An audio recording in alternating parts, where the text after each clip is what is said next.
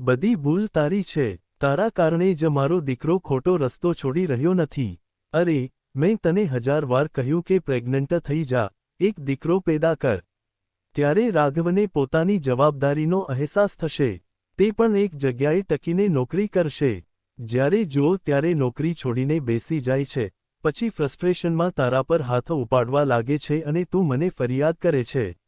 એકવાર દીકરો પેદા કરીને તો જો. વસુધાબેન પોતાની વહુને આકરા વેણ સંભળાવી રહ્યા હતા. કલ્પનાના તન બદનમાં જાણે આગ લાગી ગઈ. તે કહેવા લાગી, બાપુજી, માજી, શું ગેરંટી છે કે બાપ બન્યા પછી રાઘવ સુધરી જશે? અત્યારે તો ફક્ત હું જ તેમનો માર સહું છું. જો એક નાનું બાળક ઘરમાં હશે તો તેના મગજ પર આ બધી વાતોની શું અસર પડશે? રાઘવના સુધરવાની આશામાં હું 2 વર્ષથી સંઘર્ષ કરી રહી છું. ક્યારેક તેમના ગુસ્સાનો સામનો કરવો પડે છે તો ક્યારેક તે હાથ ઉપાડે છે. તમે હંમેશા કોઈને કોઈ બહાનું બનાવીને તમારા દીકરાને સાચો સાબિત કરો છો. પણ જ્યાં સુધી તેમના વર્તનમાં સુધારો નહીં આવે, ત્યાં સુધી હું માતા નથી બનવાની. મારા માતા પિતાએ તો મને આ નરકમાં ધકેલી જ દીધી છે, પણ હું મારા બાળકને એવા ઘરમાં બિલકુલ લાવવા નથી માંગતી જ્યાં મારી કોઈ ઇજ્જત નથી. વહુની વાત સાંભળીને વસુધાબેન ગુસ્સામાં બબડતા કહેવા લાગ્યા, બસ, આવી જ હરકતોને લીધે રાઘવ તારા પર હાથ ઉપાડે છે. અરે, માન્યું કે તેનું મન થોડું ચંચળ છે, પણ એનો અર્થ એ નથી કે મારો દીકરો એટલો નાલાયક છે કે બાપ બન્યા પછી પણ સાચા રસ્તે નહીં આવે. મેં વિચાર્યું હતું કે દીકરાના લગ્ન કરાવી દઈશ તો તે સુધરી જશે, પણ વહુ પણ એવી મળી જે કોઈ કોશિશ જ કરવા નથી માંગતી. અરે, એક દીકરાની માં બનવું એ જ મોટા ગર્વની વાત હોય છે. કલ્પના હેરાન થઈને બોલી, હું વહુ છું અને પત્ની હોવાની ફરજ નિભાવી શકું છું, પણ કોઈને સુધારી કેવી રીતે શકું? જો માં હોવા છતાં તમે આટલા વર્ષોમાં તમારા દીકરાની હરકતો ન સુધારી શક્યા, તો પછી મારાથી આટલી અપેક્ષા કેમ? હું તમારા દીકરાને સુધારવાની ટ્રેનિંગ લઈને નથી આવી. અને મમ્મીજી, તમે દીકરો પેદા કરીને કયો પહાડ તોડી નાખ્યો? કહેતા કહેતા તે રડી પડી. વસુધાબેન ગુસ્સામાં કહેવા લાગ્યા, રડવાનું નાટક મારી સામે તો કરતી જ નહીં. સ્ત્રીઓ તો ગમે તે કરી શકે છે, તેમનામાં બહુ શક્તિ હોય છે. પણ તારે કંઈ કરવાની ઈચ્છા હોય ત્યારે ને. આટલું કહીને તેઓ બબડતા પોતાના રૂમમાં જઈને બેસી ગયા.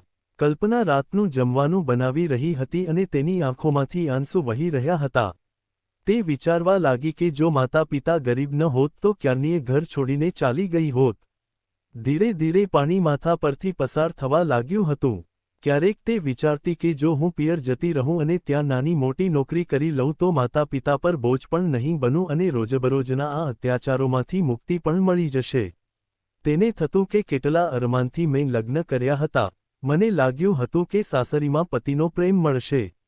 પણ અહીં તો પ્રેમ મળવો દૂરની વાત હતી, ઉલટાનું સાસુ દિવસ રાત મેણા મારતી રહેતી. શરૂઆતમાં તેણે એક સારી પત્નીની જેમ રાઘવને સંભાળવાની કોશિશ કરી હતી, પણ રાઘવ ઉલટો તેના પર વરસી પડતો અને તેને મારતો. રોજ માર ખાઈને પતિને સાચા રસ્તે લાવવાની વાત કોણ કરે? એટલે હવે કલ્પના શાંત રહેવા લાગી હતી. રાઘવ જ્યારે મન થાય ત્યારે કામ પર જતો અને કમાણી દારૂમાં ઉડાવી દેતો. ઘરનો મોટાભાગનો ખર્ચ સાસુના પેન્શનથી ચાલતો હતો.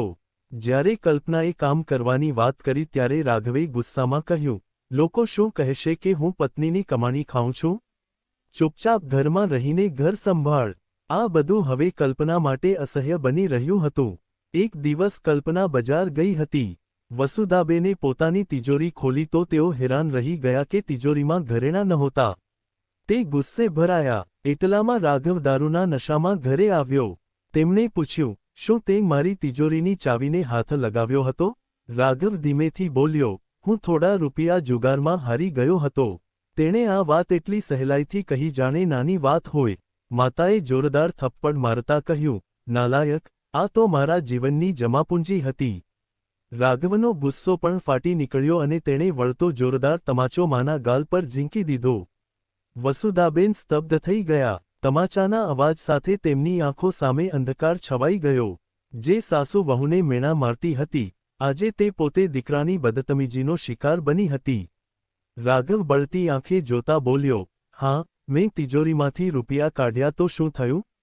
ભવિષ્યમાં આ ઘરેણાં મને જ મળવાના હતા ને. વસુધાબેન, તૂટી ગયા. દીકરો તેમના પર હાથ ઉપાડી શકે તેવી તેમણે કલ્પના પણ કરી નહોતી. થોડા દિવસો પછી જ્યારે રાઘવ ઘરે નહોતો ત્યારે પોલીસની ટીમ ઘરે પહોંચી. પોલીસે જણાવ્યું કે રાઘવે એક છોકરી સાથે જબરદસ્તી કરી છે અને તે છોકરીએ રિપોર્ટ લખાવ્યો છે. આ સાંભળીને વસુધાબેનના પગ નીચેથી જમીન સરકી ગઈ. કલ્પનાએ વ્યથિત થઈને કહ્યું, મમ્મીજી, જોઈ લીધું તમારા લાડકાનું કરતૂત? મેં પહેલાં જ કહ્યું હતું કે તેને સમજાવવાને બદલે તમે મને વળતા હતા. આજે તે આદતે તમારા દીકરાને બરબાદ કરી દીધો. આટલું કહીને તે પોતાનો સામાન પેક કરવા લાગી. વસુધાબેન ગભરાઈને બોલ્યા, વહુ, તું ક્યાં જાય છે? હું એકલી કેવી રીતે રહીશ? કલ્પનાએ કહ્યું, તમને તમારા દીકરા પર બહુ ગર્વ હતો ને? હવે તેના કરતૂતનું ફળ ભોગવો. મારે આ ઘરમાં નથી રહેવું. તે સામાન લઈને ચાલી ગઈ. પોલીસ રાઘવને પકડી ગઈ અને તેને સજા થઈ. સમાજમાં બદનામીને કારણે વસુધાબેન ક્યાંય મોઢું બતાવી શકતા નહોતા. આખરે તેમણે મકાન વેચી દીધું અને વૃદ્ધાશ્રમમાં રહેવા ચાલ્યા ગયા. ત્યાં બેસીને તેઓ વિચારતા રહ્યા કે માત્ર દીકરો પેદા કરવાથી જવાબદારી પૂરી નથી થતી, દીકરામાં સારા સંસ્કાર પણ હોવા જોઈએ. બીજી તરફ કલ્પનાએ પિયરમાં ટ્યુશન કરાવવાનું શરૂ કર્યું અને પછી એક ક્લિનિકમાં રિસેપ્શનિસ્ટ તરીકે નોકરી મળી ગઈ. ભલે તેને મહેનત કરવી પડતી હતી, પણ હવે તે આત્મસન્માન સાથે જીવતી હતી. જ્યાં નહોતો મારનો ડર કે નહોતા સાસુના મેણા. બોધ, દીકરો હોય કે દીકરી, તેમાં સારા સંસ્કાર સિંચવા જોઈએ. માત્ર દીકરો પેદા કરવાથી કોઈ સ્ત્રી મહાન નથી બની જતી કે તેનું ઘડપણ સુખમય નથી બની જતું.